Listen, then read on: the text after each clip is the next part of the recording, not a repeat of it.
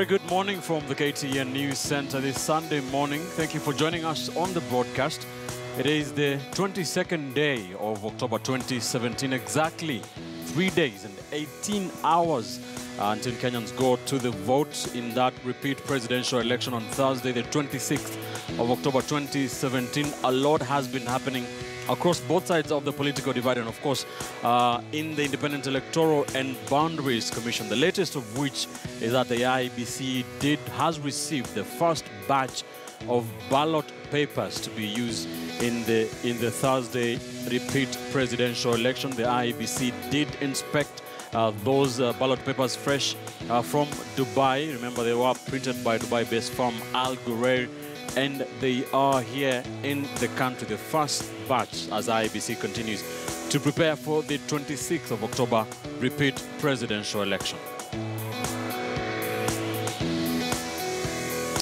Right, my guests are already here with me, and I have 5 guests this morning to just take us through some of these issues, some of the possible scenarios ahead of that repeat poll, and what both sides of the political divide are saying. Remember, NASA have insisted there will be no election. They have boycotted the election on the 26th.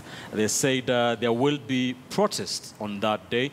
Jubilee has said that the election will go ahead. The IEBC has said also that the election will go ahead as was directed by the Supreme Court, even despite the turbulence at the Electoral Commission, the latest of which is the resignation of Dr. Roslyn Akombe as the commissioner of the IEBC. Let me now introduce my guest here in the News Center with me. I have with me Dimass Mokua, political risk analyst. I have with me Hesbon Owila, political commentator. Has been missing in action for quite some time.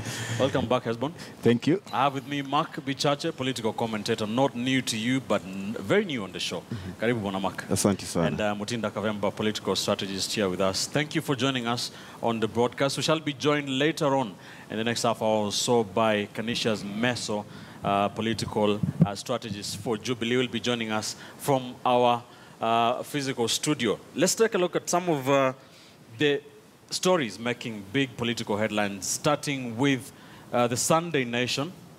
Chebukati calls talks on election hotspots. And of course, IEBC said to meet tomorrow on the fate of the election in at least 5 counties, where election officials have reported hostility from members. And of course, these are NASA, what the so-called NASA strongholds. Dimass, what do you think the options for Chebukati are in these counties where NASA has vowed elections will not go ahead?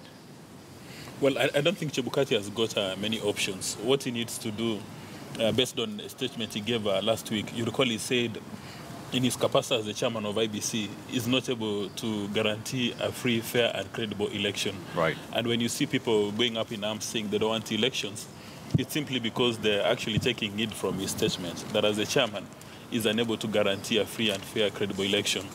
What he needs to do, because lately he's developing some muscles, is tomorrow morning to call a news conference and say that he's unable to hold an election on 26th and proceed to the Supreme Court for instructions, or maybe go to the High Court for interpretation.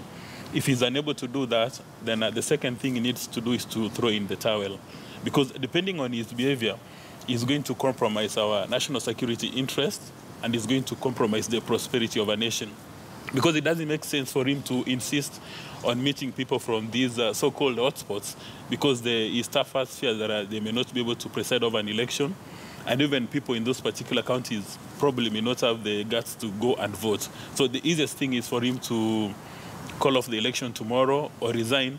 And if by his resignation or by calling off the election tomorrow we get into a constitutional crisis or a political crisis, so be it. So that as a nation we are able to address these issues before 26th. Anything outside that will be tiptoeing around critical issues.